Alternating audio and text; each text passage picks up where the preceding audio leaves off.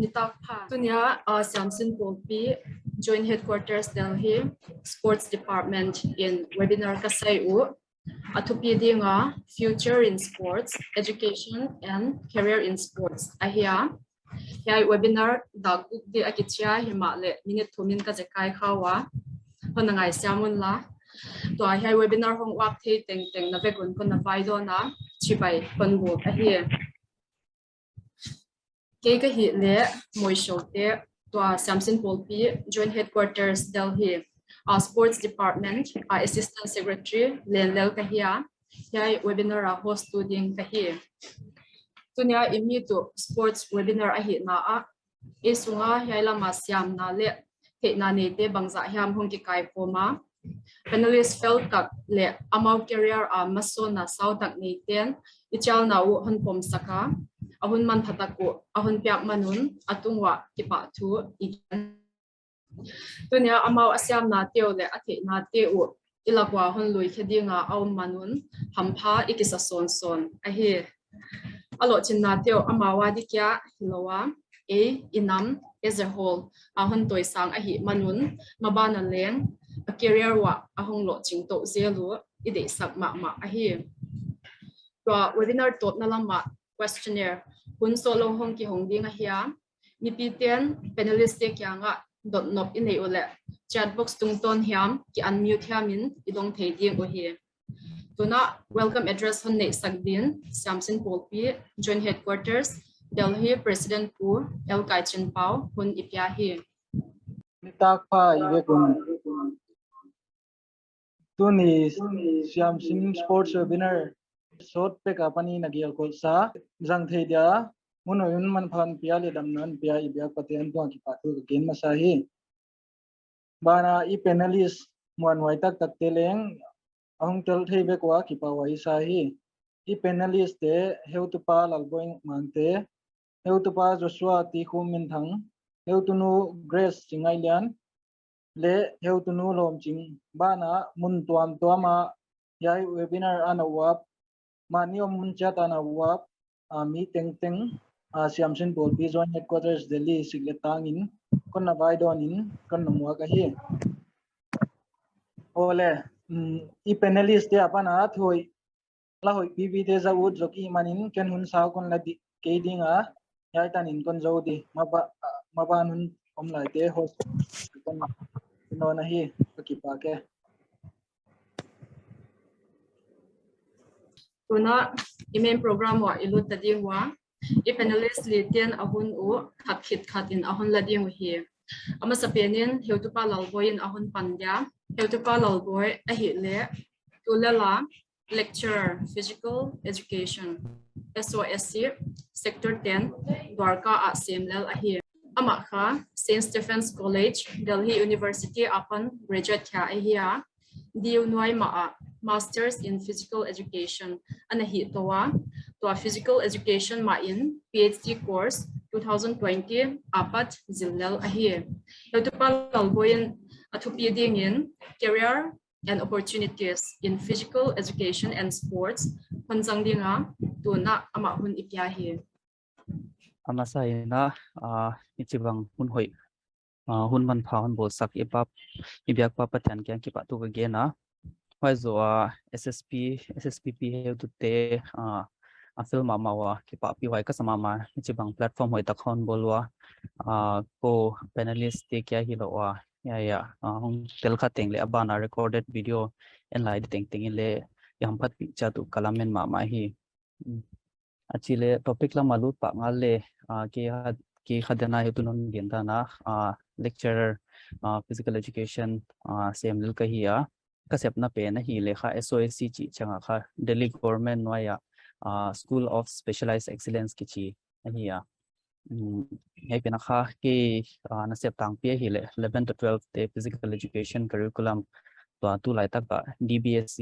Delhi Board of School Education 10 abol lalu wai pen sin saktu apang ka himaya hei to kisai kha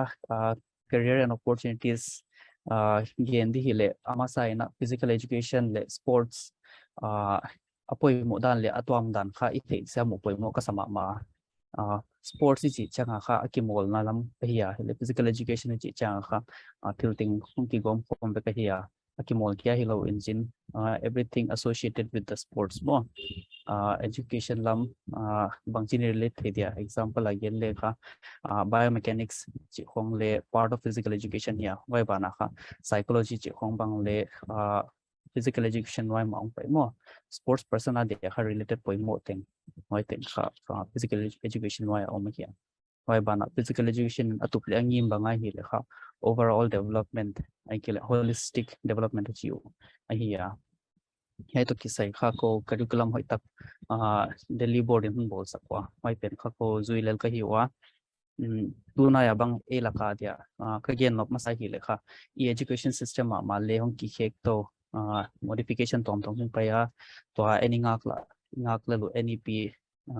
dai ma in le e curriculum physical education kha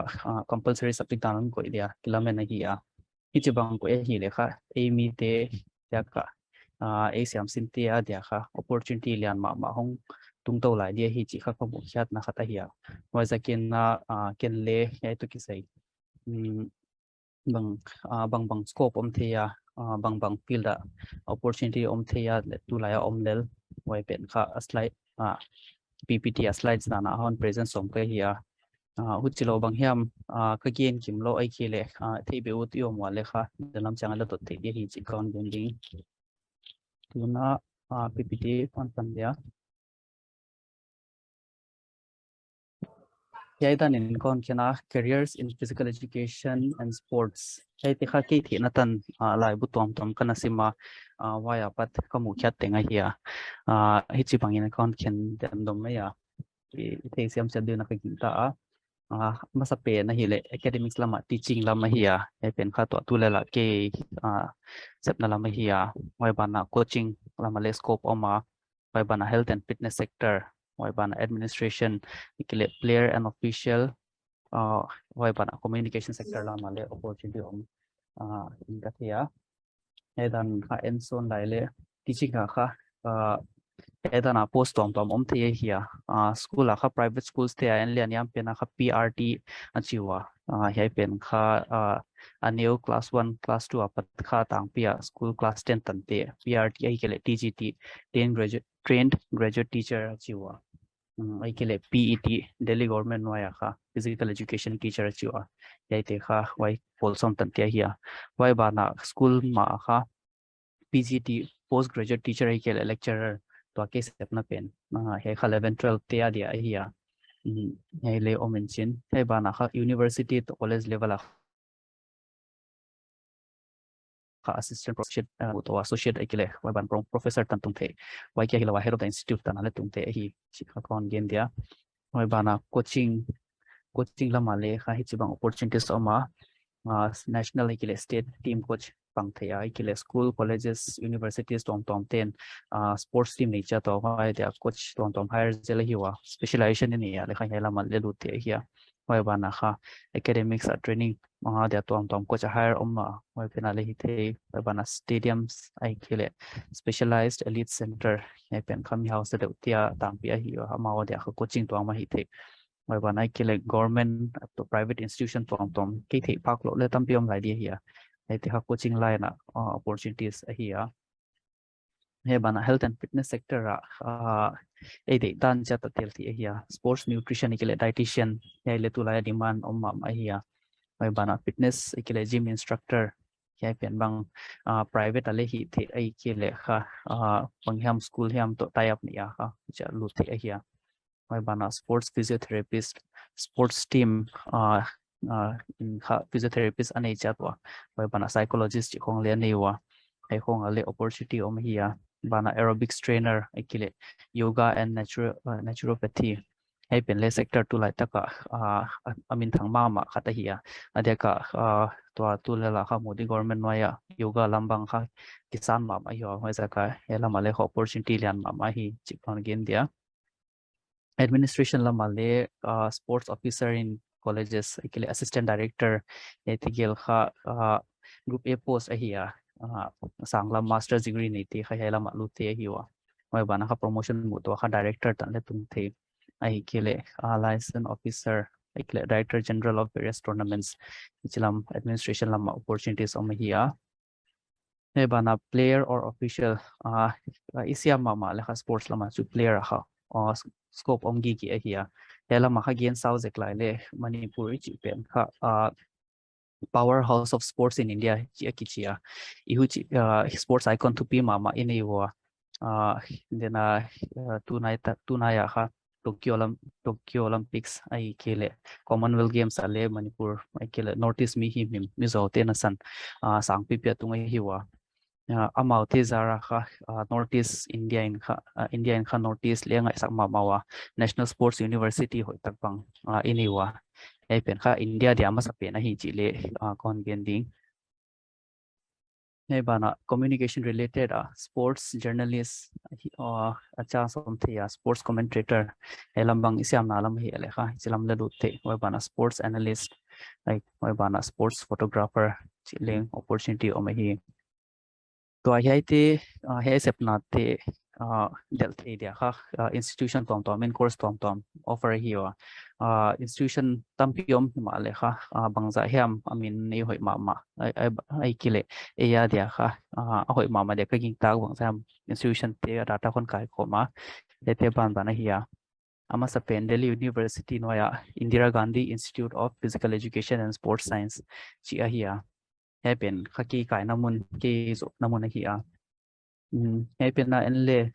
course chi tom li oma hiya class 12 zo te a dia Bachelor of Science in Physical Education, Health Education and Sports, BSc kichia. He pen kha 3-year course hinchin. He bana kha graduation zote adia BP8 kichi course ama Bachelor of Physical Education.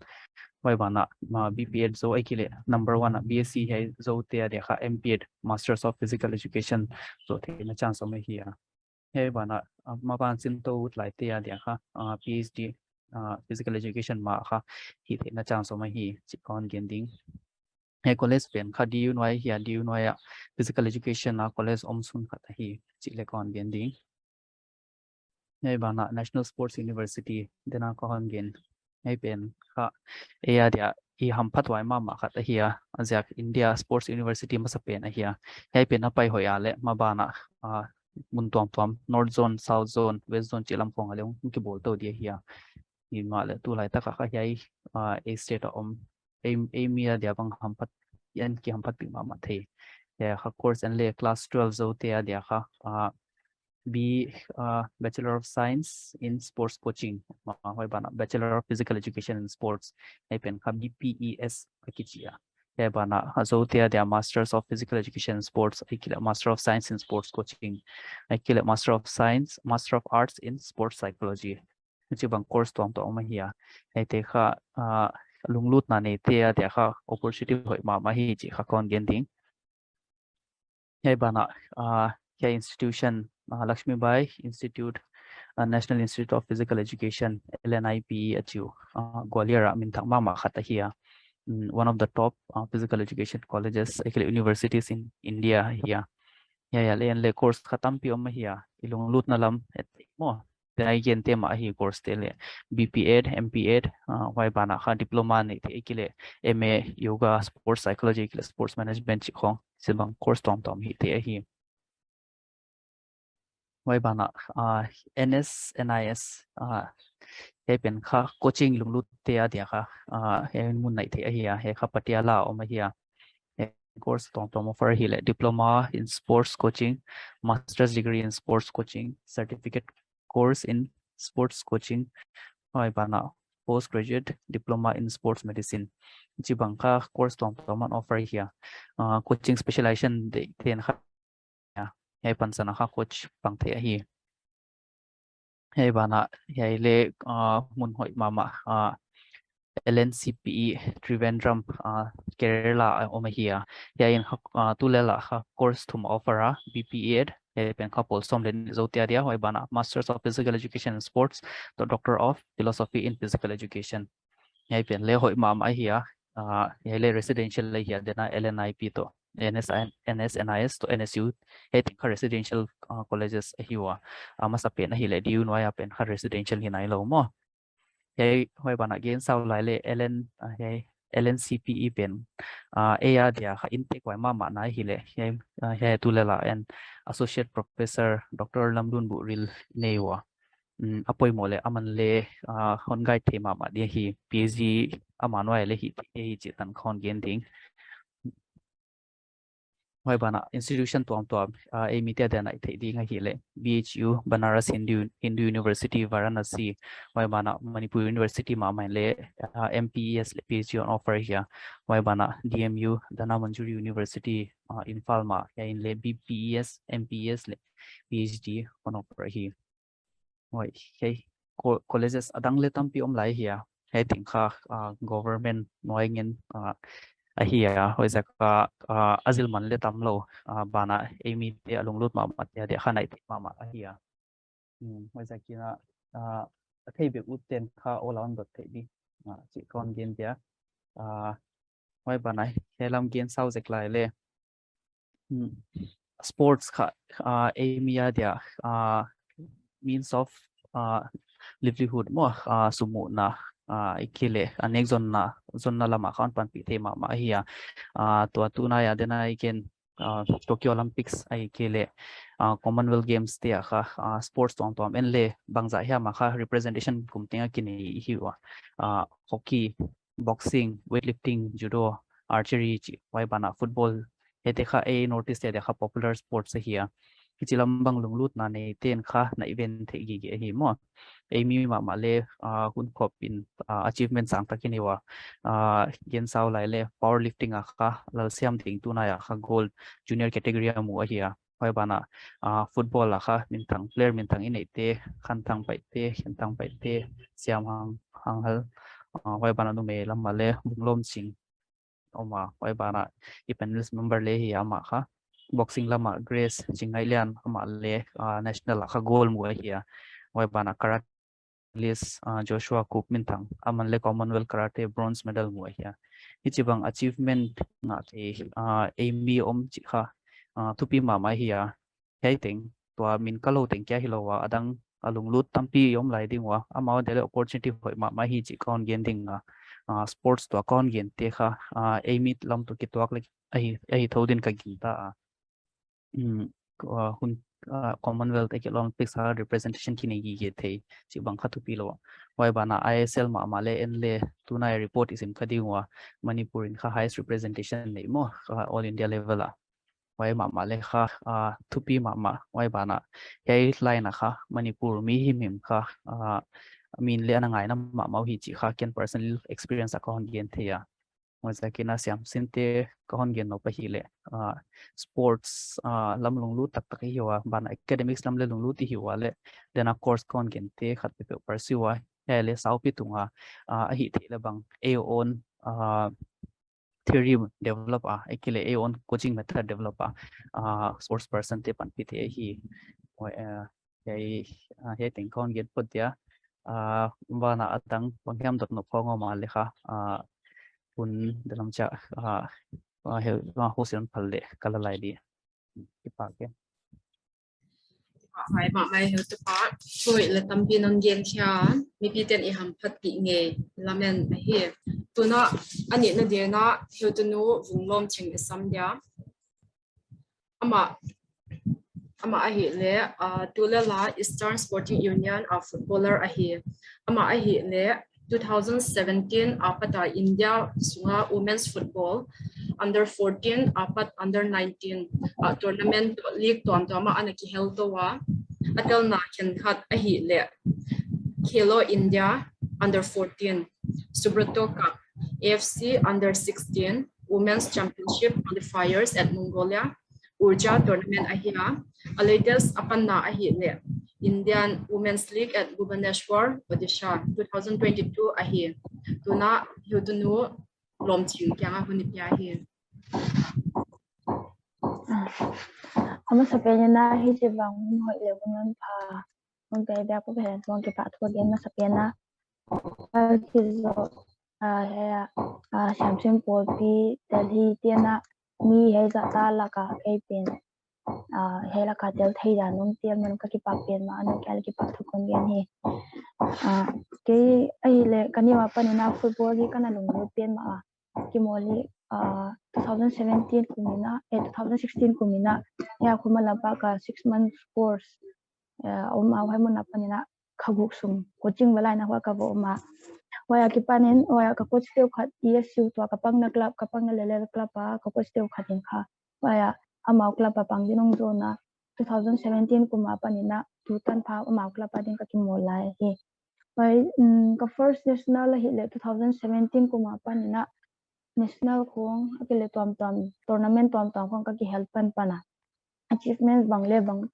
jama help tu nang game bang le tamlo kamu be bang leom seka also kimol ai mi lama again mut khadanga hi le ai mi lama kimol mi hi le numei adia ka numei lak bang le football lam hi tele kimol mi tom lai ma wa mabana le tu Indian football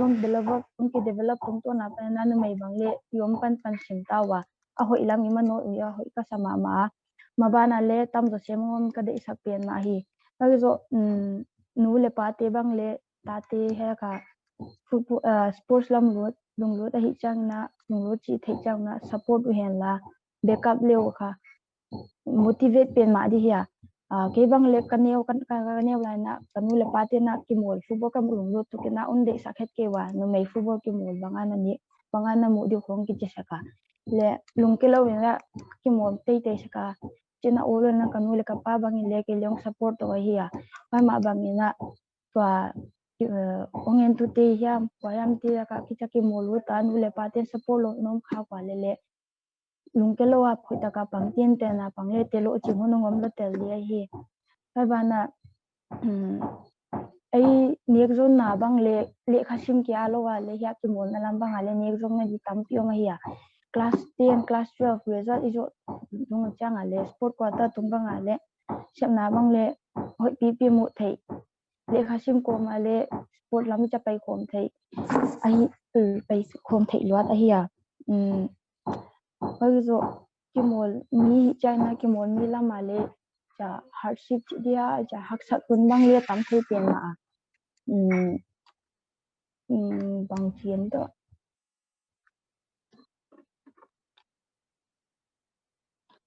haksai to cha mang na lum kya bang tam thei pen ma se kwa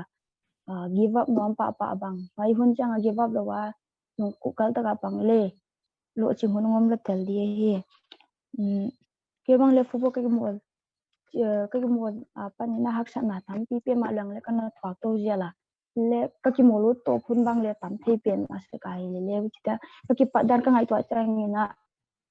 haksat ka ki pan to lo hai to da chi kan ka ngai to se ka ho ten ka ki mo ka pang som se ka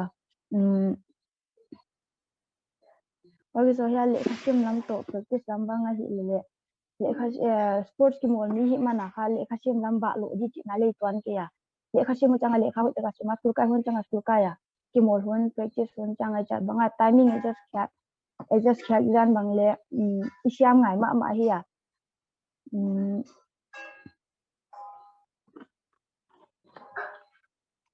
ai so ai mi lak bang ale no mai to pasal bang ki kalak bang ale bang chi gen dia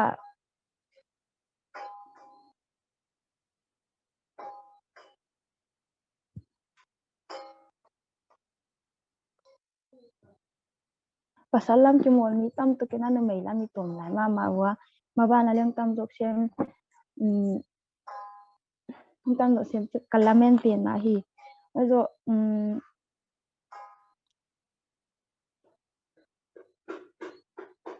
nek le don bang lam bang ale cha dat hoi ta ka zu a nek le don bang le hoi ta ka cha thil a hoi lo lam teng te ban le ki hek khang ne cha mang le shama also itak sa ja hoi thei ti ya bang a vitamin thei ti thei chi bong noi bang ya moi to kong hoi ta ka ne ka ki kya ra to kong le tu nung bang a da le so pi ta na le ki mol mi hi na so pi ki mol i fit hi nga hi man na da ta khadam thei poi mo pen ma ya to kong le poi mo pen ma ya i kimol pan wang lak hi le chu tup le ngim nei hi wang lak le kim lung ke le ho chi mia lung kyar mia to sam ka lowa pataka kimol vela banga mi te ton tak thei mi te ngai sang thei tan yong hi the na dina ha takin pancha di le kon ngien ni ta hi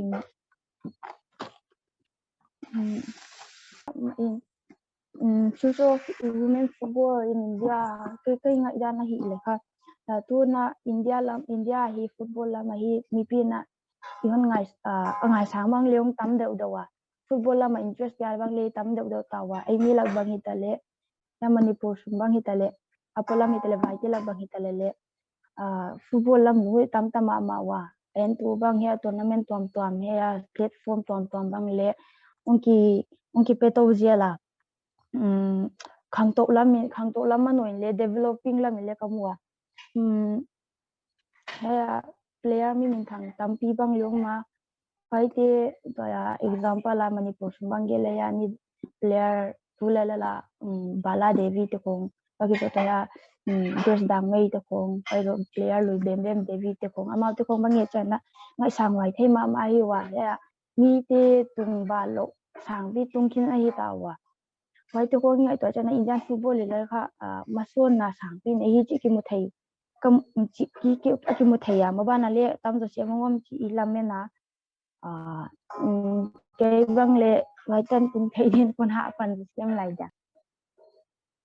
đấy tiếng cũng hay phốt đã cái gì thì bằng em chả đang đột biến một anh ấy lại lệ là cái đột nó thật thấy đến các cái bà kia Hiểu tu nu lom ching kyang á cái bà thuê kia na nang kha haksat na tampi thoak to china hai tan natung thupi kon sama ma na ngai sang vai ma vai lo wale footballer ichi elamte asal chu I om tho ta wa I tam tho ta wa siam numi lam I to ma om le om kholo nang khong ama sapien bol khong non hia nang mi tampi inspired to non hi kha alamet haya vai jakin akipa vai ma hi vai lo le nek le dona ki kep siang tho chi khong non ge na vai te khong newa pata ki pana hoihtakte ki game to vai zo ilum lot na ma google taka pang to le lo chim ding I hi chi non gen jakin akipa vai ma hi tuna abana heu tunu grace chingai lian in honzom dia heu tunu grace chingai lian a hi le e sunga boxing lama iswan ma u state level kya hiloin national level pana lohchinna ananga ikisak the ma hi tutana state level sagi val experience anane hina gold medal li silver medal ni bronze medal khat anasang ta hi waibana national level le tournament ni ana pangkhin ta gold medal khat le anasang ta hi tuna heutunu grace chingai lian hunjang gen ipekha hi na masain hay hunhoi hunan phan pia ibyak pa pathian tunga pa thu gen masa zo heu tu te SSPP champion polti heu tu ten ke chinglo takileng le hay webinar ke bangma achievement ka dei dan tu lo hileng le hay tan adanon tia ja kun na kyang wale masain ki pa thu kun gen masa hi ke amasain ka career ka patdan chi ha ka lu dan kon gen mastadia sai ka umna kha sport authority of India sai ten kha bungwala talent handana talent hand through ina kha ya bungwala kha selection process an ya waya kha ken le ka ute tungto nan kana zakha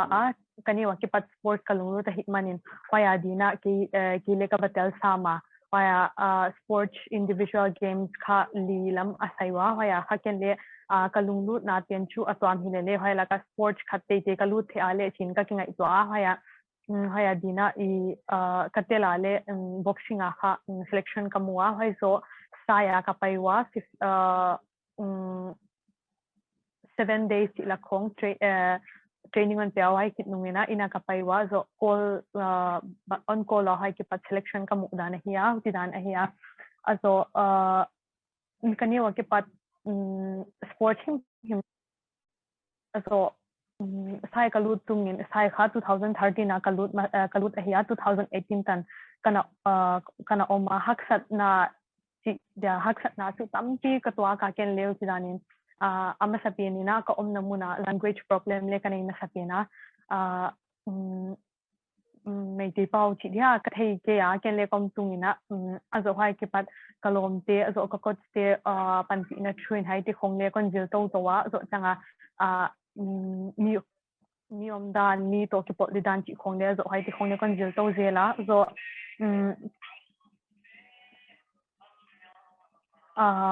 cái ken kon gen utang pe hi ala kha I hai I kemol na lampanga kha I bangsidana opportunities simu na deu sai khonga ai kele hai boxing lam ke kafi la ija kina boxing kha I meri koma academy phaya kha tampi o ma hile ai sing tang ni ken ya I lampi paina di ithei sik ki thelo ti dia banga hai te kha ke ken hai thu ka share ut tang pe hiya talen han kha kum tingina kine vaidawn kha bangma experience ne ke ale le kha talen han kha adi singtang mia te adi ma ki bol ha ke leu tilana ka get share hiya banga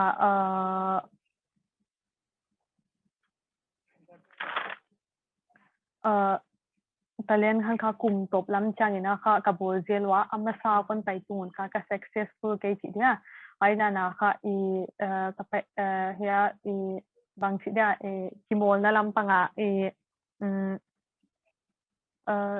certificate kong experience something na nailing le hala ka opportunities something ya ai tribal acing tang media dia tang pia ki bol he hai pen kha sign kha ane de kha banga ke ken ka share ut dia chu acing tang mi kha ki bol kha to itom la lai ma wa da kin nu mei bang le itom la lai wa to ke ka om namuna kha om tungin kha ke chau ka hi ya adang chu omun jin hilele ai lamka da kha ke chau ka hi ya ken le haksat na tampi hong kana twak to wa ka ki mol to zela haksat na te kanung nam ka ki ka ken mi na hi te ale ken le bang da ka hi te lo wi a chin ka kingai to azela ka ve chang in le kalunga ki zela financial la male haksa ka sam ama ken le azo chang in bang chi dia side feeling chi lam khong ale kha kana lungke ma se ka selection ka mu gu in le selection ka mu sa le on kila khak sakau jan de hak sana ke le tampi kan natwa ka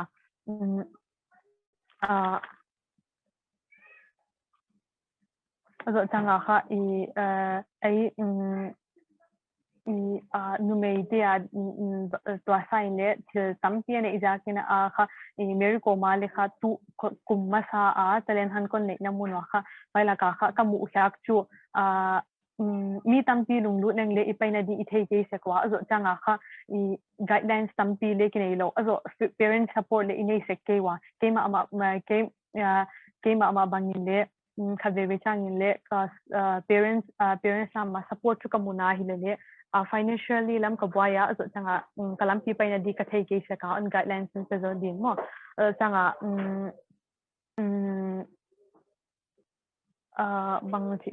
bang sana gen also hiai sai tungton ha opportunities matam ki munchin contact theihna ken ke thua contact na lak the in hi ke le also changa kha ken le kha social media through hai SSPP theihna also changa hi kia le hai social media tampi cha group chat ti khong ne wa hai ti khonga pola ke thei leng mi tampi le ti mo sem dia mi tampi le on most of the people can have a knowledge about that kasi may di ka paite pau le ka siam ka ok sim la ya ke le also hoai chok le hilowin sar twa merikom ichi te khong le akipat naw hak sapi pe akipan hiya nu le pa support nei lo kwa ma support nei lo hilele amau atup le ngim na una haitanon tung zawa en le hoi deu ina ilungdu na khata hoi deu focus ale bang sang pi itung zo ke ale le sang pi itung zo ke le bang ti da aim high and you will fall high ti dan de wa mo sang pi itung zo ke le itung na tangam ta chanin e lam pi anin physiological nin ti ka genu ta hiya dieting lam in bangkhat lam hi le kha e singtang mi te kha thil I hi chang una kha I focus ke pa pawa I bang nek le ta chi lam khong kha adia ki nai ka anek lam amwan the lam mo abangkhat lam te kha I focus sek na ka wai te kha ikimol chang ina kha top sek the lang wai te I top sandik chang ina kha I black side te lo mo e kha wai kha I ya dilama itaksala de la hot lo win chin azo changa kha I further going de la kha hot lo win chin azo ai chau lo wa kha ki ko om namuna sai kana omni na kha kasar meru kom coach pa ma sar dingku sar ibom cha to sar dingku le ka ko cha hiya amau le ingai amau story tu ngale thil ka za khak chu thil I tu bangla ka le mi eton tak de ton tak khong hi som di azo changa kha ilam ti te khong le bol ma sak di azo changa amau le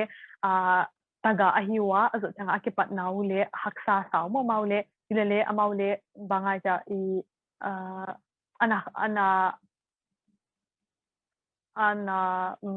bang sida ana thuaknate ana pangto te mo nasidan de wa en le ilung lut na khat chu hoi de win pang thei leng azo changa keima ama bang le twa kele tu kha khatop changina kha kele competition khat kani no na aya din le kele preparation kani lai tak ahi thawa azo mabana le kele academy chi dia kele ka talent show kha I sing tang la kalama academy bangma umlo ka et changa kwa ma le umlo kwa ma guidelines pe tu dile umlo hi manina kele kha ahi the dia le kha ita academy music mo kha hong tileng ita sai ka soma hoya da kha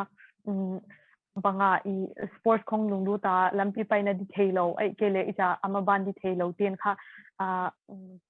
amaban diu ita saupi guidelines ka pyak zo ke ale banga sai khong ai kele ita thilchunari ta na kha hoi ta na da kha I plan ka nei sima ai ka lungkul ai ya I bangma ita abang khat thelo ten ke hon na contact le chen chi le ka genu ta hi ma amasa penina azo changa I ken ka hun haitanin kon zoda I akhonung changa til discussion hour cheta ndot uto male haya dina kasi samai di haitan ken ka hun ke ki pa ka hai ma me he tu no ran thil thuman pha hoi tak tampi non ge na hai adia ka sai to ki sai talent hunt chi khom bai te khong elam ten atang pe ki thelo in chen bai nang ma ba na elam te khong hai sai chi khong bang phai lak khong ye ta le me te nam dang te khong na hi elam te itom ma wa bai na gen ma bang in awareness atom ja kha banga elam itom ja kun ma ba na I hon tam beo ilamena nang le hon pan pi din chi za ten aki pa pai ma hi while wale panelist take dot not in a kha chat box type anagel kho the gi hi chi mipite kya ka hon the saka hi tuna atop na ding in heu tu pa Joshua khupmin thang in hon la dia heu tu pa Joshua a hi le to TGT physical education St Mary's School karate coach in Assam lel hi amanle achievements tam tak anani ta paitela ka prominent de ke a hi le Commonwealth Karate Championship 2015 bronze medal, National Tengshinkan Karate Championship 2014 gold medal, Delhi Martial Arts Games 2021 to 2022 gold medal ananga hi. Tuna hetupa Joshua in ahun ladien ingena hi. Thank you for inviting me in this seminar or webinar. The language from I'm gonna switch.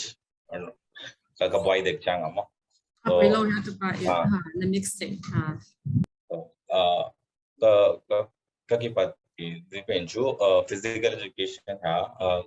major physical education why physical education physical education just ulalboi explain dana it is a wholesome development of an individual. When we talk about the wholesome development, it covers all the aspect of an individual can do or can understand. Why physical education definition here like coaching lampang akong paidi as I'm related to coaching. So India coaching to be as a coach, you don't need to get a certificate or anything, but if you want to get into a certain institute or a government institute, so you have to have some qualification to get the job. Why are there no diploma in sports coaching why when one year course here why when in university institute on game there why available there. Otherwise, if you want to study deep in this sports or coaching, you can pursue to after either you can do 10+2. After that, you can get into which is BPES, which is Bachelor in Physical Education and Sports Science. Why Penchu 3 years course here? Some universities or institution allows BPEd directly BPEd, which is 4 years course. Why Penchu Tamlo here like LNIP Kong why course available why can more haksat competitive exam here. Why is that? Other why kita after doing BPES you can pursue BPEd, which is Bachelor in Physical Education, but a value and link both have the same value, but the job opportunities are more in the BPEd, which is after the graduation. So why pen here as a coach, diploma in sports coaching you can be coach and in the SAI or in the National Sports Institute or any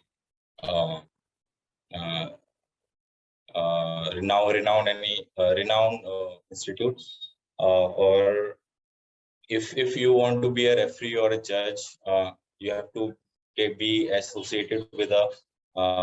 governing body of that sport. First, you have to be interested in any game. Whether it could be a football, karate, boxing. First, you have to get an experience of at least 5 to 7 years to know the game and to teach them. So why they have internal examination of it's depend upon the association or the game governing body there's a process of doing that.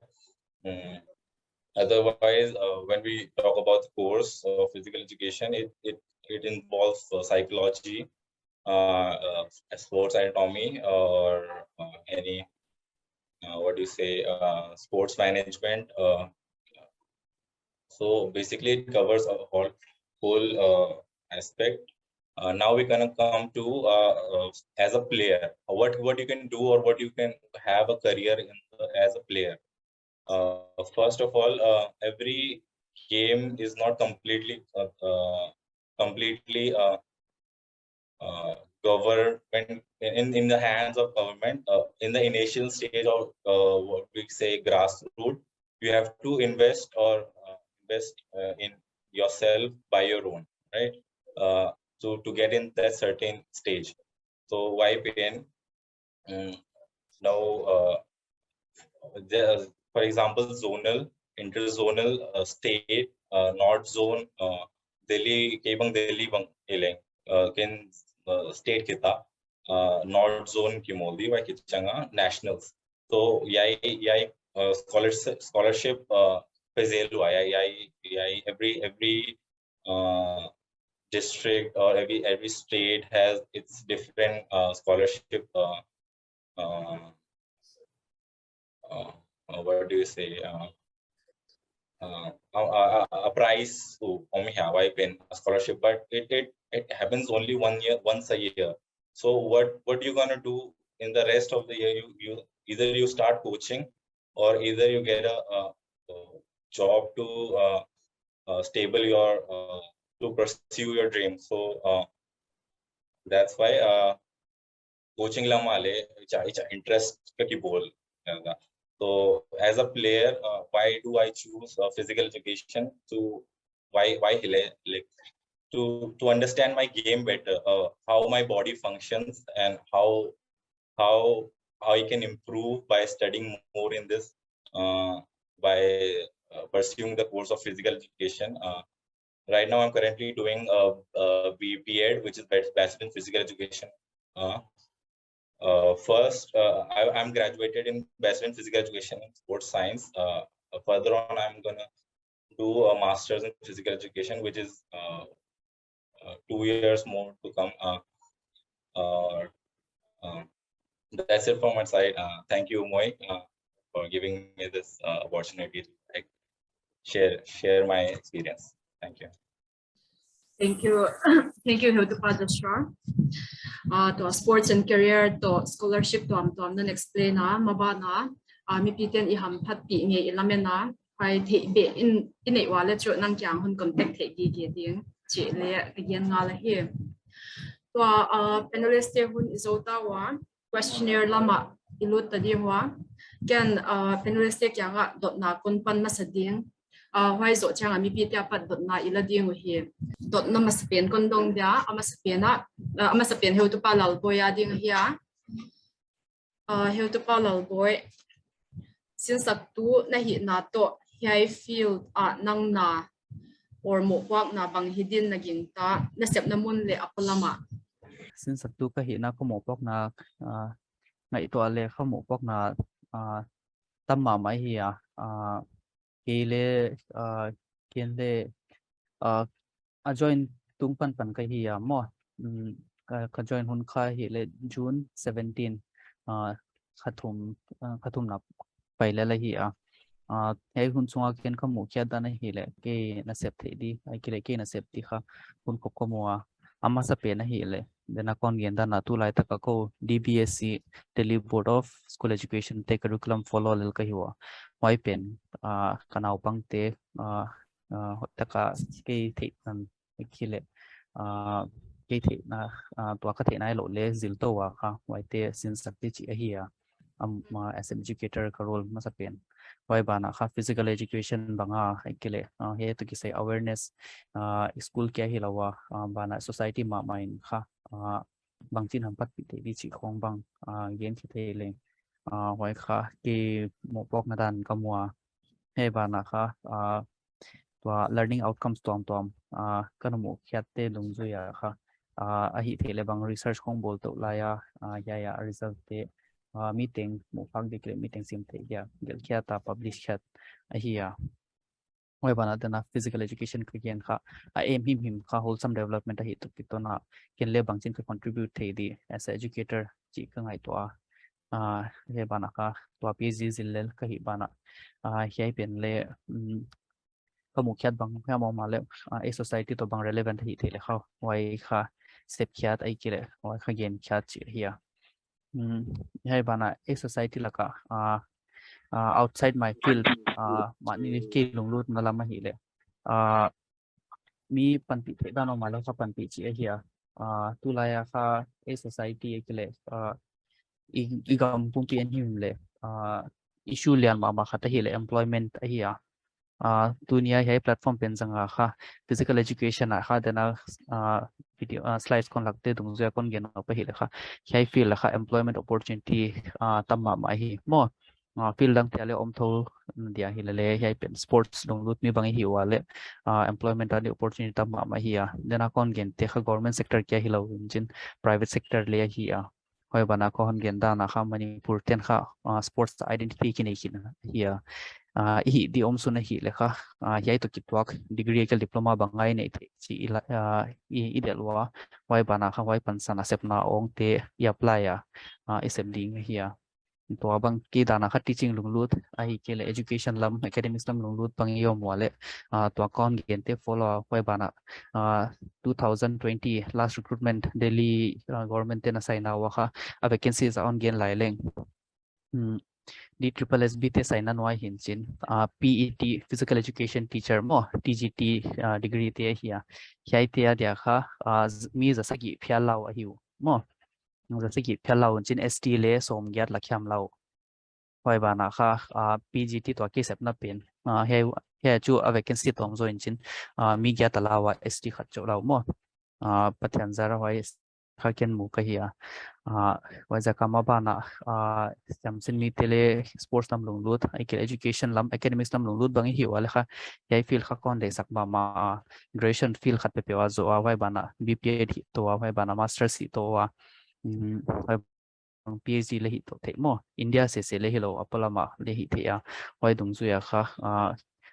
school level เสียหิโล college level ของเกี่ยวกับ university level ต่างของตุงค่ะตุงเทเลจิค่ะก็ได้มา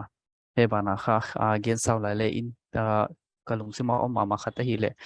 อินลามา private college มาขัดที่นี่ย Rebel college ให้เป็นอินเลย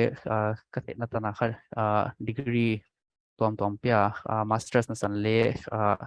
ปันเด็กแค่ปันตาเฮียจิตันไว้เป็นบางจูแค่ degree offer ที่ดินมนาบางอมเทลายเลยค่ะมีเทมามันบางจุดนี้อันพัดปิดที่จิของบางกลุ่มซิมาออกมาจิลำบางอนาปันเทียไอ้กิเลกีมีมาลาบางเกณฑ์การปันปิดที่บางอย่างมาเลยบางกีค่ะready มาก็ฮีจิค่ะแพลตฟอร์มตุนเลยก็เย็นดิ้งมาบานเย็นเบดีหุ่นขบออกมาฮิเลเล่question อมตรงเสียค่ะตรงแสดงหอยจะดีก็จะให้เต็นเขาโคลพอดีปากเองไว้มาไม่หิวจะไปเราบ่อยเฮ้ question ค่ะเขียนพัดจัดบอกสาวตาno เล่อันนั้นผมมุ่งไล่ฮิเลเต็ม no เต็งนเวกคนวันดดเดียตุนอบานะหิวตุนูวงล้อมชิงดีไงเฮียกับ question ดดนบหิวตุนูna sep na to kisayen na nga dia lohchinnate banga hia bangchidanin na define na lohchinnate hi to kisaya hi kon dot cái mùa là khá football thì đúng rồi nó lohchinnate chỉ khá chỉ toàn đúng rồi nó mà success thì chỉ là banga lệ khá sim là mà lệ success thì toàn mong chỉ muốn là mà lệ success toàn mong ít thì lý đúng rồi ai lung tu em in life đúng là success toàn mà hia toàn hiện tại này thì na cái ngày ra này na success khá lung lút na mai bay bia toàn cái bang lệ football làm lung lút mà cái mà football làm bay bia football là sao pi tung cái mi te thei phak ta na kom khá success thì khát này cái ngày toàn vậy đó na mi đang lệ hea lệ khá xem te bang lệ atung bu na tanu atung chau na success hi me ya giờ ilung lut na lam mai hi lệ ilung lệ campaign banga when you do something you love you put your heart and soul into it until you achieve it banga ilung lo na iwa hi changa kha kilung ke nuam pa nuam se ka hiya success unsuccessful nuam se pa hiya ilung lo na thil banga ho chi kha thilele iwa hi changa success thei pa ya lo ching di long ching thei ma hiya agi zo dana question khat le ongoma nei emi nu mei football adia ka hiya sport teams makhat itom lai ma ong ki gena wai te kha tam the ne danong ki donga wai hi le ka genu ta hi chu ai mi lam banga le ya chu champu ko banga le district sung banga le cha sport association ong ki bot pan ta player bang le om sim pan ta naw pang chi ka ki pan bang le om naw pang chi ka ki pan thei le hoi ka sama ma ja kha naw pang chi ka ki mo tang ki pa chana a process pai dang hoi theya also a guide to the coach ai ke le senior player ya ko ya mong chan amau te ho the guide da senior te ya pa na le banga experience te dot zela haksat te ano pun te zo banga pas amau experience apa na jil thei di ya ai ke le banga hardship a face te ko bang overcome di chi ko aki modiran te ko ni to mi to ki mai ngal to di dan khong ma hoi taka ki bang chien di do ki to ta bai to khong banga bai to khong ngei na si som di bai zo ja ka ki mol mi changa kha khat le khat ki support to kha poi mo pen ma support om lo changina kilung ke nuam pa pa hi ya support om changina banga ho chi hilele minung han thon na thu khat izak cha wang le I ha panu sem phang swa kau chi bangina ai mi lam bang ale no mai football ki molut om atam pi om pen ma hi a khen te kha tam zo kha banga khau tung pa ilo banga lungke pa to san pa nuam bang oma khen te la da ma ka gen ma ba nu le pa support lo bang ye tam zo nuam se pa hai te kha hai te a kilung ke sak mai lo wa banga on ma kai thei di kwa yam kha thei om le quay khát thấy khao le te kong do ta senior tia coach tia wai tia pana te kong ho ta ki thu jak pia do ta tam do siam maban tam do siam player ngom le ka dei sak ma he hai teng khoi ja ke yen thei di abana ko san dang ngom le gen ki pa te Hiai heu tu nu lom ching nang hiai chat a question dim valte in hondot na dong ko ma wai le ki pa thu kun gen adang cha kun dong thak dia to nai lo hi ja tun abana heu tu press chai lian kyanga dot no kane a hia le training hum ki sayin na a zoma safety changin bangchin thanop na ki gwana aman ahi le haksat na tampi tuak achia wai jakin wai haksat na ti bangchi banga ama le ama thanop ki gwan a hia chi undong le heu tu nu masapena ki genu te hia le haksat na tampi kana tuak chi kon gen kinta bang ke ka ki motivate na ahi ya le chu bangcha sports kalungut na hiya kana if I take a step into this I was thinking that I have to reach fully sina kana ngai to azela azo tanga mina hi the le ken le bang da hi the lo di chin kalung sim khong le kana ngai to azela azo tangin hai ki mol to zele nga ka kalung lut na muna lutinga azo tanga ki mol to zel hai tana hai tan tung thei di ka hi ka tung zo ke to pa le hai tan bek ka limit hai tan hile chi khongin kana ngai to azela zo ka training hour changin competition ka nei changina kha at least 4 times kong ka ki training morning also afternoon evening night time chin ka ki train jela zo sang khadve ve changin le kalung kya thun le na om jela istu ka haksa paninga azo tanga selection le ka muke jela chi khongin kana ki ngai to khajel ka lup dek chang khongin le ki ngai to ana thil tam pi khong kalung sim khongin kana nei jela bangchana genda hichilampi paileng hoi do hichilampi paileng hoi do chi khong le tam pi kalung simai cha till I have lot of things going on my mind every day like when I went to bed everything is just like everything in my mind is circling like this ai ta da khong lung sim khong kana nei khajela azo I top khajewe changin let banga kalung kya thun khong na om khajel ma kele mi hing ka hi na zarin mo azo chang hilele kat kahi te soma zo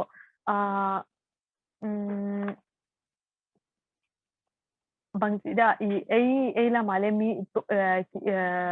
sing tang mi kha boxing ki mol ki toma ma izagina kha ken hai helampia kana paisa izakin helampia hai tan tungleng mi kanung zui dilen tam dia zo changa mi eton tak le hi thedi nga mi guidelines se pe thedi azo changa ita no khong le kalung sim khong le kana ngai to azela gamne nam dong sang tu ai kele banga ita thil khong hi thei tu chana hong ka lung sim khong in kana nei khagi ge azo banga ita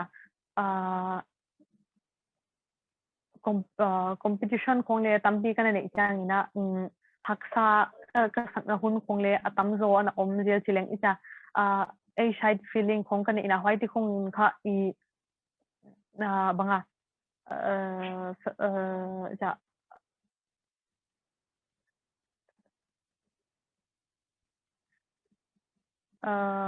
banga ja kele ke ka ki motivate theihna di kong in ja lungsim kong ja tampi kong ja kan e kong len omzela zo changa hela guidelines kong le azo azo hela ka question ke le ana ki dot kha omze kasa azo boxing individual lut theihna lamkinon thediam tanwa ki dot na kha I kele amasa ka gen abangin saya kha I ko saya kha talent han sai chok le lo meri ko min de kha talent hala nei zelwa paya dia kha I preparation kong ki bol masale ka uta chachu experience ne ki ale physical fitness lam mo hailam hot deun ki bol photen lan hile physical fitness kha talent hanon ki en masahia if skills ne ki ale le kha inung lut na azo I hard work ki khonen masawa ya min azo changa kha hai tung to na kha I ken le guidelines tampi ke knowledge kaniya waya ka SSPP kagen maabangina masale SSPP kele cha group chat ko nga tampi ko nga ai kele news ko nga le kon flash del da so ke chang chuale I on personal len contact hai din non contact hai diu che as I think in can cause so my idea why my who to know grace do na abana who to pa Joshua ke hila who to pa Joshua na sep namuna bang chidan environment in huntanwam saka sep te hiam ahi kele student te to naki ho na naki ho lim na te la ka chidan episode a om kha ya hai kondong uta wai zo hai chat box ale nanga de khat to na ama dim valte apata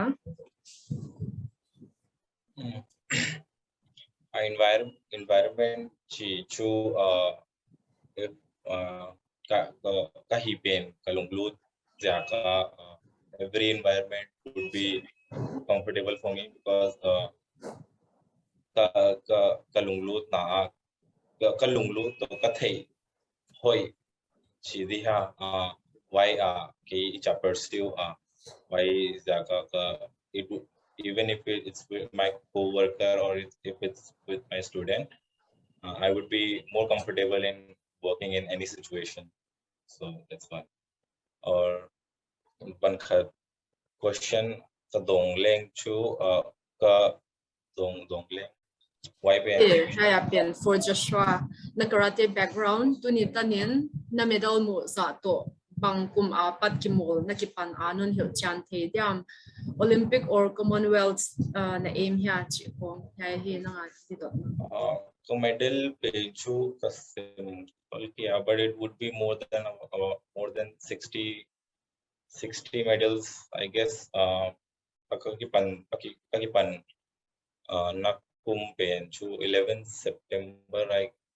a date to say chalu lekin 11 September 2011 September kakipan why kita every 6 month belt test kong kinaisel wakum amachu white kabel criteria penchu ayale 10 here why first would be white, then second would be yellow, third would be orange, then green, then blue second, then blue first, then purple second, purple first, then brown third, brown second, brown first, then after black ale 10 degree omlai ke kahina penchu black belt first degree, which is the starting of the black belt 2000 Commonwealth pen ka ki molna chu 2015 here why I have at least 3-4 years in why national 2013 kaki mol kha kaki ka first national exposure kamu na pen chu a black belt blue second here why laya why pen blue second in ling middle of the belt chain why laya so it would be very high level for me because national ki mote black belt की consider jail गया तो का first exposure national का किमोला Y pen का junior मामा Y pen Y लाया तो national का किमोल चेत कि black belt brown belt first degree आतो कि jump वाई कितना Olympic every year Olympic Delhi Olympic can he organize zela why the can participate zela then I got gold medal sometimes I got silver medal and so on. Thank you. Kipa Hoai Ma Htp Joshua tua haya question card Htp Lalboy Mangte ading Oma Dr. Langtian Mung apat question to Htp Sarlal boy Sarlal amasapena physical education tungto na sepna ropi tak muna hiya kon ki papi mama why kom kalin mi sports discipline tuam omte'n highlight hedam regards na lompa mung vz here Htp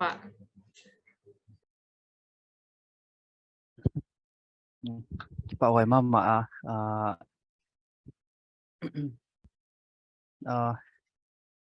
question om hile mi sports discipline tom omte'n highlight hedam then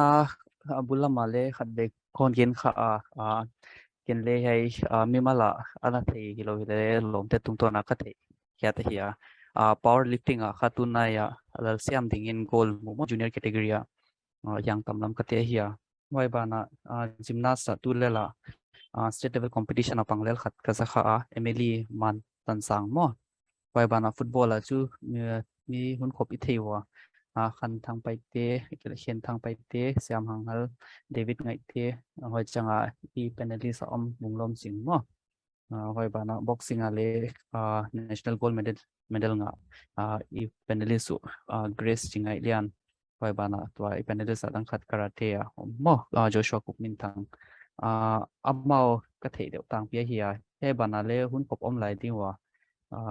thei ma le kha ki highlight to le hoi bana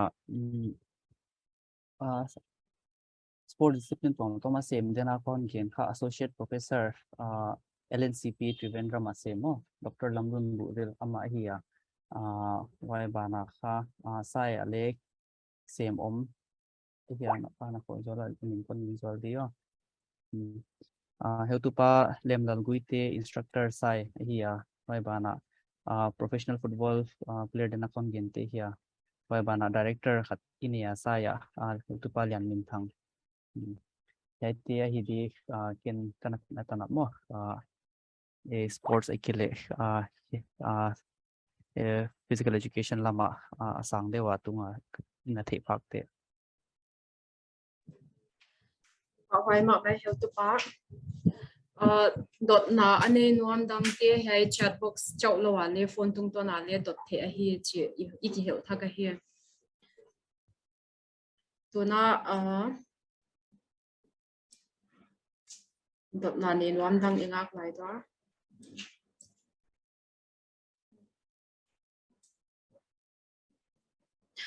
ya ama sapena dot na khat lun the great kichiapata sports person adya ngai zong ni ahoi dam or ahoi ke dam hai kha resource person tengkyanga dot ahia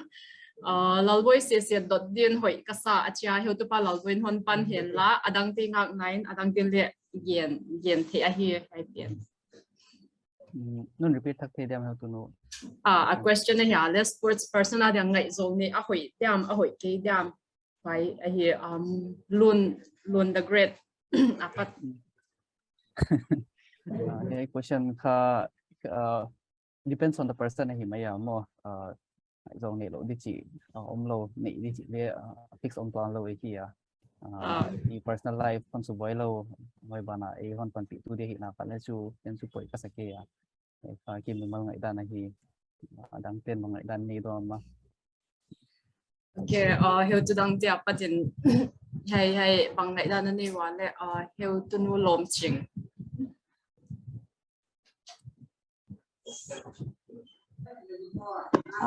cái ngày đa này thì hay chưa đã chú hay chú mi dum re dia banga on banga on su set to hi ke na ka lo influence tu ti ya ta tu pa ge nan maung influence tu support ti tu hi na le tu ne po het ya hi le ka ya hong su set tu hong su bai tu banga tu hi le tu ne lo ma hoi zo ve ta le cha a hoi la ma le tu ne chu po het lo hi le wai tu mi nga idan ya anh ấy bỏ lông ra để lột bỏ lông cho màu phù phù anh coi personal choice chứ hiểu tin work grace năng lên non đồng thấy đam hay phiền cái ngày ra nhìn chú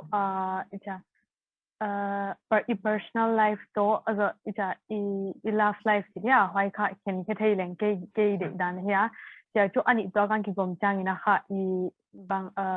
boy khá sẽ quá mà chỉ là boy chỉ là personal life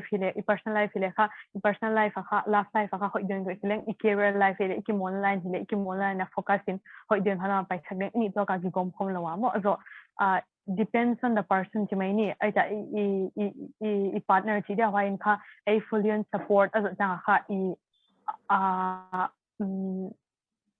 support baking lắm mà hắn sẽ thấy anh guide thì cái này là anh nghĩ là love life to bằng hạt personal life cả hội đường sports life cả separate cha from ta mình coi thì là cái định đàn hơn thì đàn cái ngày chọn đàn mà hơn thì đàn lắm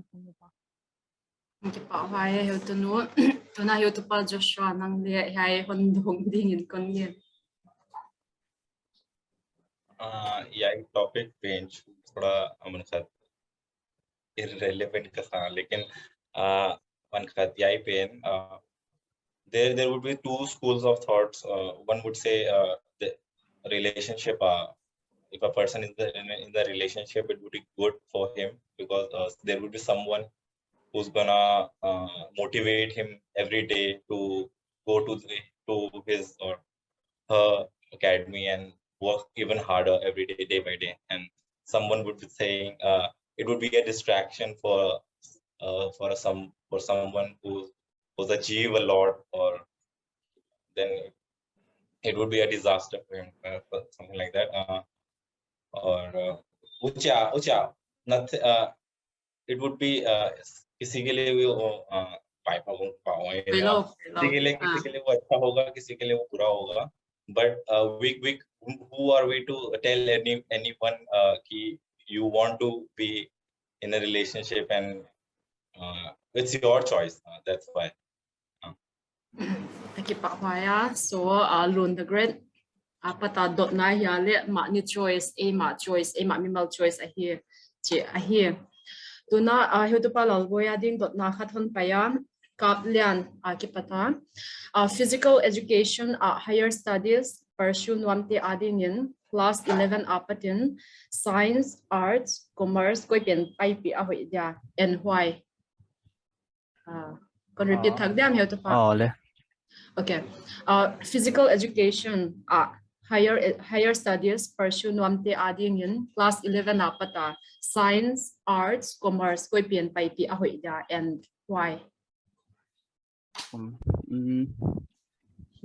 hichilam again le science physical education pen khadana college kon lakte ya 12 so pat ya mo ya dia eligibility criteria hile polsom leni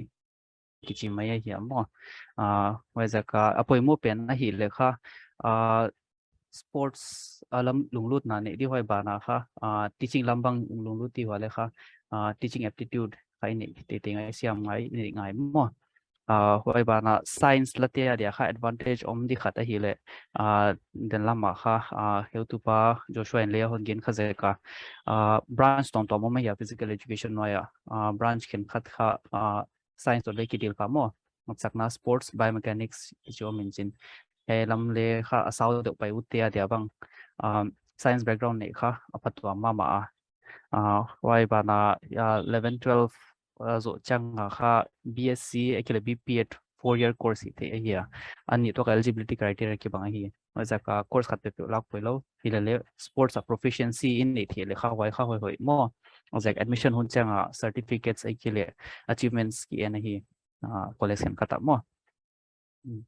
ka kon อันที่ด้านจะตะวันตรงขัดยามมา ไปมาไม่เห็นจุปะตัวแค่ที่เรียนชินเปาอินอคุดเฮนรีซาเย็นอุดตดอุดเนนะเฮียตดอุดนั่นเนี่ยว่าเลยโฟนอะไรโฟนตรงตัวอะไรให้ออดิโอตรงตัวอะไรเป่าเทอะเฮีย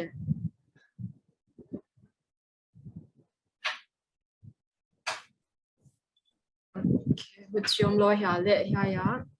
question ดังขัดออกมาVekwadin panelist tenga dinga hiya emite thagum nei ki hideu tang pia hiya waya boxing football gymnastics karate te elam deu in focus tuam hoina saw hiya heutu pa mu vz patna hiya ai chu panelist te au tu tin na hondong the ding hiya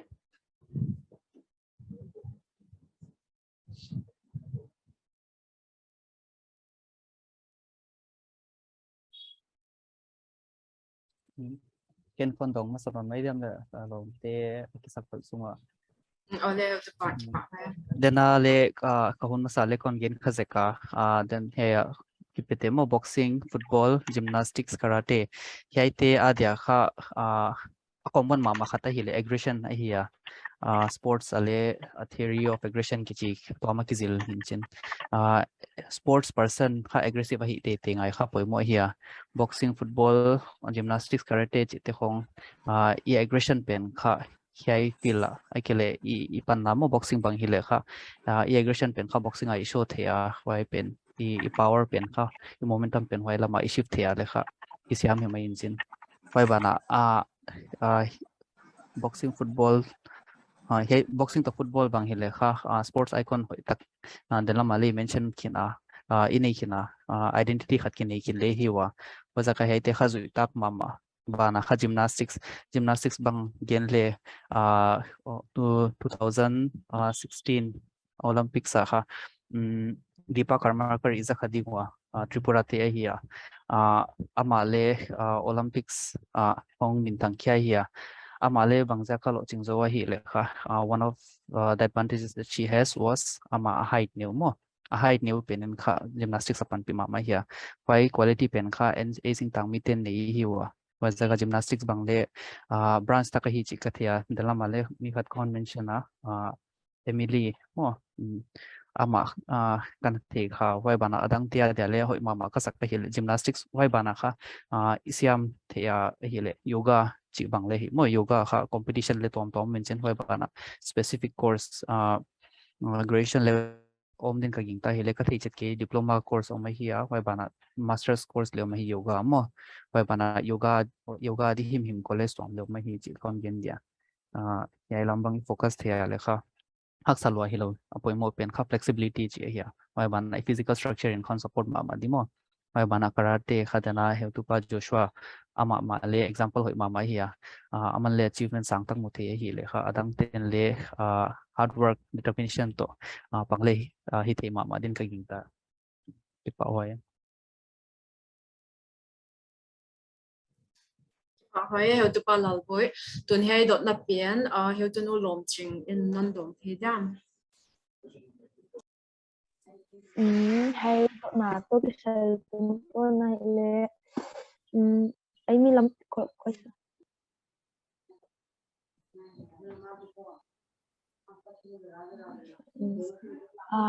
ấy mi làm thế hi lệ tang pia ki mol mi te chan na cha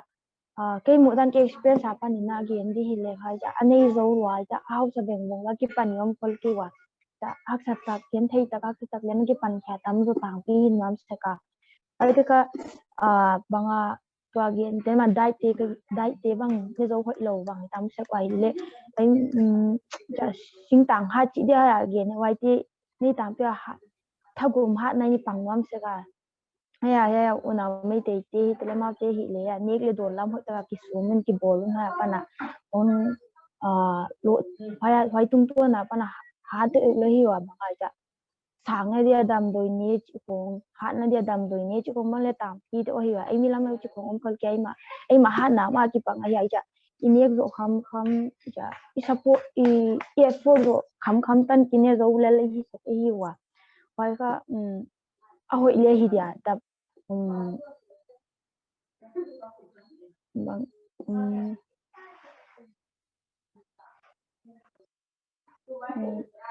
bây giờ mai na banga kimol bang le ai mi lam ti le asiam le ha tam thei ma wai hai khong hai tan khong cái yen te Kipa hai heu to know to na hai question pen ma kha heu to know grace to heu to pa Joshua ka dong dia wai zo chang na ti lian chin pau in adot na dong din anaki ging din kange na hi to na hai dot na heu to know grace in hondong le che nge na hi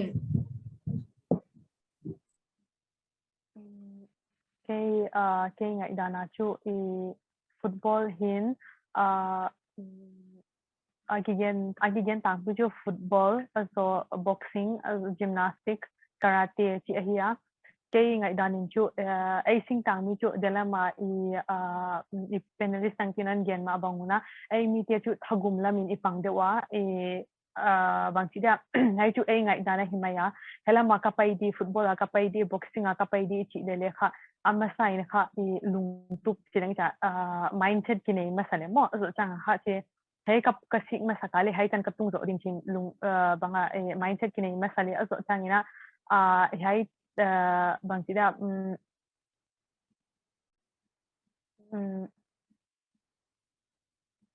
aggressiveness zo chang kha i willpower chi khong kha deun kha ai ma sai ni kha deun ki focus nan kinai masale zo gymnastic ki te khong kha newa ki pat dia hia atang pia gymnastic helaka ke saya ka ki practice namuna gymnastic naw pangte hi le kum naw pang tik kum sagi kum gyat kum kwa kum som cha ki pana hiwa azo boxing le like 13 years chi khong 12 years chi khong newa ki pan to experience sana kha ki pan to ija kina kha ai ma ni lunglutin ai ma ni lunglut nule paten atate sports boxing hian football in hilele kha apai sakma sa kum kha aneu layuna kha alunglut na jong masa in idong masa in ki pai sakma sa le ke di dana hia ai specific de hai hoi de uchina en ngai to alawina amau lunglut na akito api na di ki jong masa le ke di dan hu chi dan lamina pai zoa chi jak weightlifting te khong le advantage weightlifting advantage ya la kha ni neu ki khong chu weightlifting share dop tang la kha height kha ya da sing tang mia da kha advantage nei zoa I thagum I hat now to boxing le hi thau in azo ke experience ani na ka gena hiya pai atang pia ken chu gymnastic to boxing to weightlifting chu I kalswan ti ale chu ke lama sai ta kha idea ka pia the idea adang haitan ka gen the video Hai ma mai heu to know grace to na hai question ma heu to pa Joshua in hondong din kangen a hi okay tang pia northeast again changwa ai thagum wai topic ki oma ki even ke le ka ki mol national congress ki mol changa northeast te ka hi khitale le northeast te ija fairs है mo northeast के usually दिल्ली अपना की मो दर के जो तो आई national home changa northeast te home ka compete changa bang ke northeast apata home cha competition asang ja khidiam wai za icha home fair de mo wai te home in le thagum right sports not every sport but it could bang and length it's not equal right so that's why agar kisi if someone else if it is interested in some other sports which doesn't require any muscle strength or aggression then it's okay it's fine then again it's his choice or it's her choice no so we should totally support him or her if he choose other sports besides that aggressive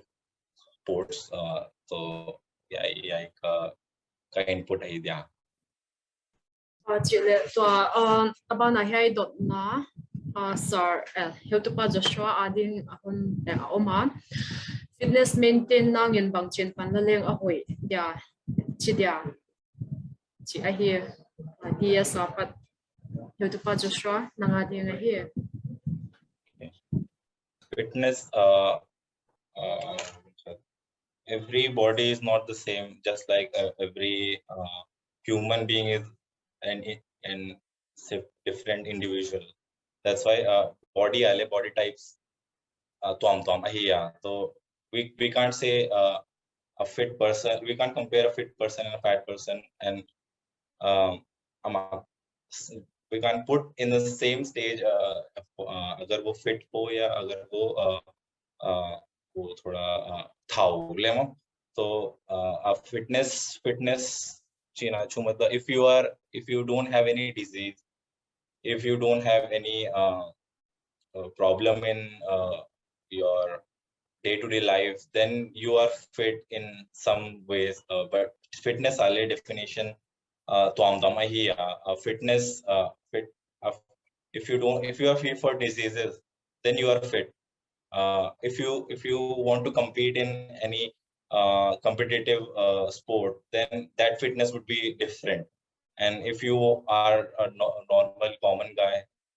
just like most of the people, if you don't have any disease, if you are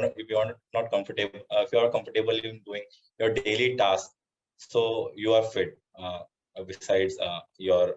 if you don't have any diseases or something like that. Why na fitness goal depend why na fitness routine na set ngai view why fitness goal achieve na dia. Thank you. Thank you Htp to na ya dot na dang khata oma hai pe na hi le dot na tam pia ma hai asim de pen le ka wai zo zena hai kha Htp lal boy ading hia lon the great apat Sar lalboy na biography details o in na honggen sekthei diam ko ya pat school kaya to na hi tan azia ka hi le nang ma apat experience dan based mi tampitian ana relate le focus the didan a omye kalamet siakin hai a hi to lalboy a question to repeat in a day le ka gen thak biodata với mo na biography details or like na new apat kuya kai chitil teng the experience na ki khani wapat vai gam ya na khasim ka hiya class nursery typical nursery apat polsom leni tan Maharashtra kai ka hiya Maharashtra state board ma ya polsom leni zo wa zo polsom leni ka zo ya Delhi ang painga science BSc physics honors hi ka hiya ya St. Stephen's College ja wai ka zo kha sports lam le lunglut na an nei tho vaidawn teaching line lam le an lut ka hi mim ka hiya wa za ka cha kana zong na kha ya BPA na MPH chite kana mukhya wai zo kele mi ya film physical education film ka sarte khong hoping wai zo ya Delhi University omlam theihna mo why applying pathian volzol na to BPA kumni course inga why zo masters kumni course why zo to net JRF le ninga yai kazo kha PhD honi to mo why zo 2020 notification hongoma advertisement of themo DSSB why exam pen khani kumaki conduct in a result pen tukum February nikum October laka swak in why penaka pathian also na tong chin via to juna join sidan kahi ai ma Htp to na dot na dang khata oma hai in panelists teng ading achia hima le atop na kha especially in physical games like boxing football achi zakin hai dot na heutunu lomching to heutunu grace dong din anaki saw hen la a question don kon gen ding sports ichi ikum to na pya ki sai kha hi bang but amy te tamzo akum tak sanga official age pen tom zo tang pi a hi manin hi age gap hanga haksat na pian bang chi overcome the dia question can repeat thak di ha how to know dia how to dia can repeat grace how to know grace in hondom masale sports itje ikum tanak pia kisai ahia himale emi tam zote kha ikum tak tak sanga official age pin tom so like certificate ai gyal tel tom so hi manin yai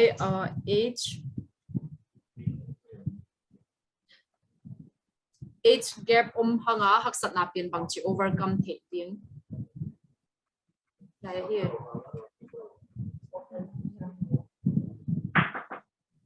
na thế xem nhá, hiểu cho nó repeat thắc đam. khát mình nên game thắc lại đam hiểu cho nó. Again dana khai hai ipum kha Hiai Sports lam kha kum zil chidan hin chin like anau pang zolam deu tang pi ha mo ki mol te kha ikum to ki sai a hi Himalayan official aid like hai kum phong like certificate khonga kha ikum nau pang zo mi hen khatin ki gel in chen why age gap pian haksat na bang chi overcome the ding especially in physical games like boxing football age gap ja chidan hi ve kum difference cái experience tana cái gen đi hà lệ kha age gap to azo chang kha akipat dan chan deu ha mo age kha now pang zolam ma chida ita early age kha akipat ale kha ho izo ya chida it feels like you developing chin azo chang kha ian khang to chang kha ibang khat dung zu ya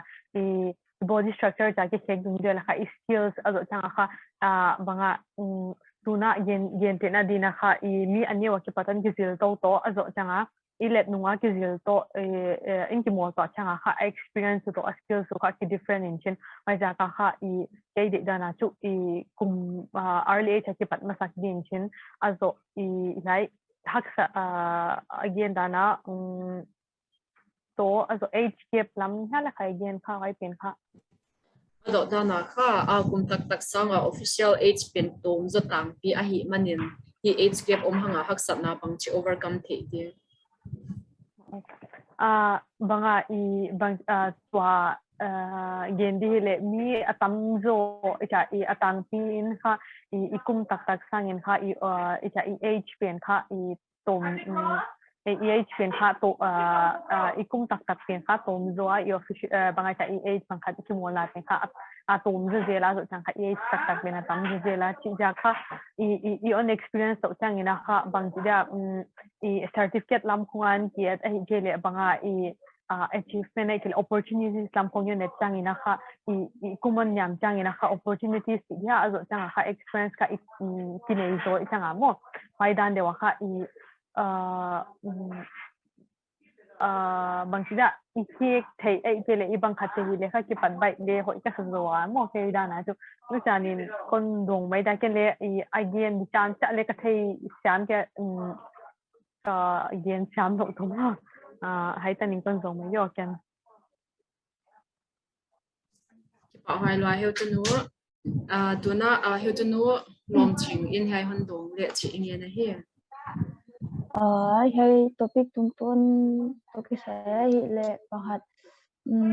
mi tamzo player tampia player sport person tamzo ten kha akum to tak jang khle omnon khol ke again asia gen la kum asuniam tang pingen hi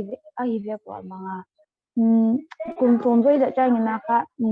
ya da le advantage omzo abanga ikum to ai kum to pitra ken ai ki mo changa ai tu ngai senior joten le kha kum goi chana maula ki tung kha jela wai changa wai kha dides ya da disadvantage kha ya wai cha an le ikum neu chu sunyam jaka ya banga category to kitwa kai kum yung sunyam changina ya da advantage jan ta kha ya banga opportunities le bang trial kong ya bangyam kong changina opportunities bangye tampian ma selection mo thina di chance bangye tam nom sa kaya wai le player te tangki sport person te na kung cha suniam se kule hi ging ka ging ta hai zo hai overcome technology chi kha banga naw pang chi ki patai cha dela ma heu tu no khati no heu tu no ges non gen da ne naw pang chi ki patina banga diet ko hoi ta ka maintain hoi ki zo banga i routine te hoi ta ke maintain le khai cha i fitness level ko structure ti hoi ta ka body structure ya banga wai ti kong lo ta ka cha ki build up di na ka ai wal ai kum ma jangai cha ki mol thei wai level a ki mol thei di ta na i pangzo di hanga huchilo wa chu cha ki pan hak sim pol bang le kyom khanwam se bi cha o song ro nu bang a ki mol pan bang yom nam pol bang le mo wai chang kha wangai disadvantage kha cha ama wal te ma kha saupi tungkin bang le tam pyong me chu wai ja ka to wai ja ta am pi ko nga cha bang a chance opportunities mu wam na ja ko nga sum sunyam tang pi le ki sikin te ni chitan ko ngin te ka gen thai di ai gen ni lan pan le ka thein ya ki ta Hiai lo tel heu tu hei teng de akipa hiai lo tela la hiai program top lam mano ison ta ding wa dot nop nei yom lai a le chu dot the lai ding a tom chik ing ak zwal dia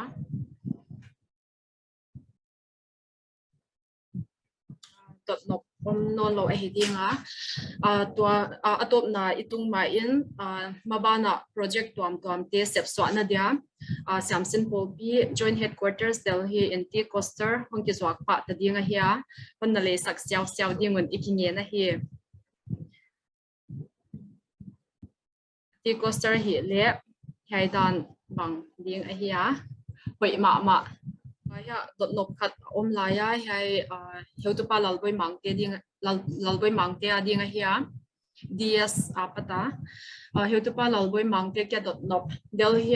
football lama Amy Heroes Football Club omkha bangchidan a hidiam Amy lama support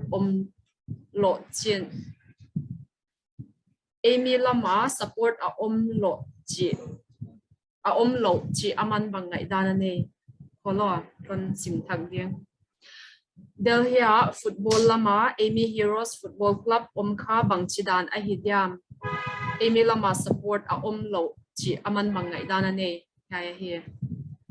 ka thei ke le manager Amy Heroes manager le tunyang te la hi mo hi hantela hi sports secretary hi then cha ama le hai pen kha un pe thei leng ka new to take phone min no buta ja ama hi amo en kai tu aman le ai sho the dia kila ma pat le chu kon gen dia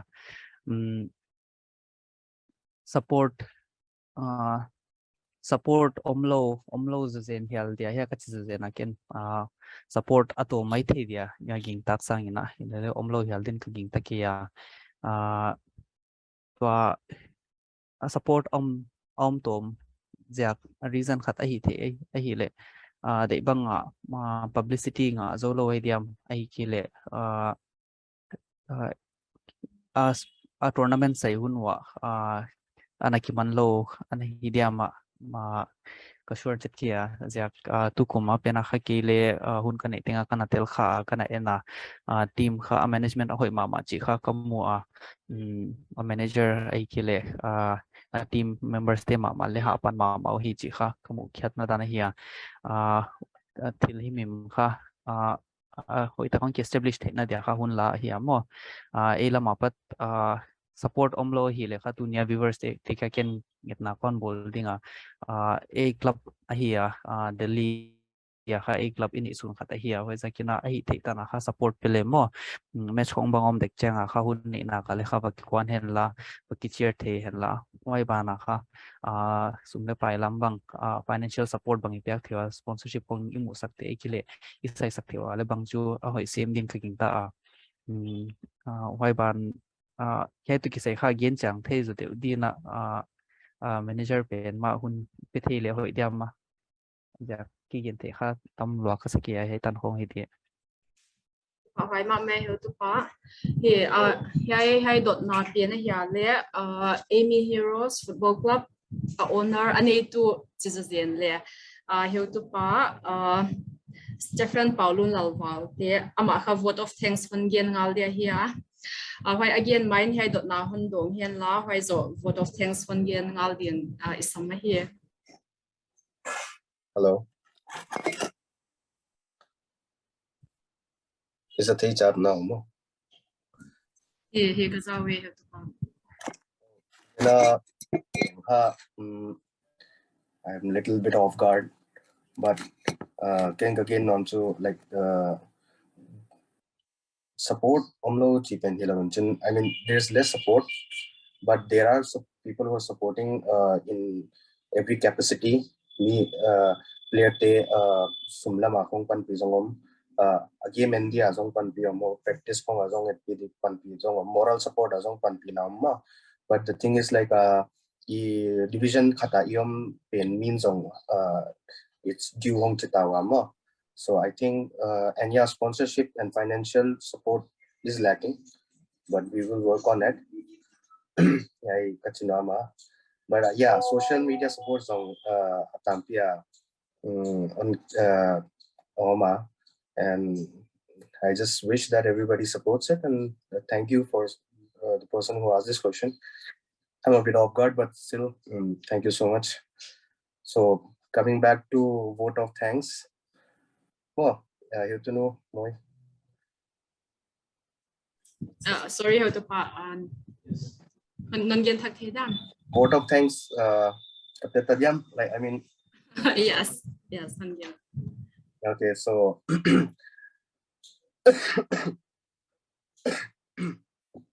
Sorry,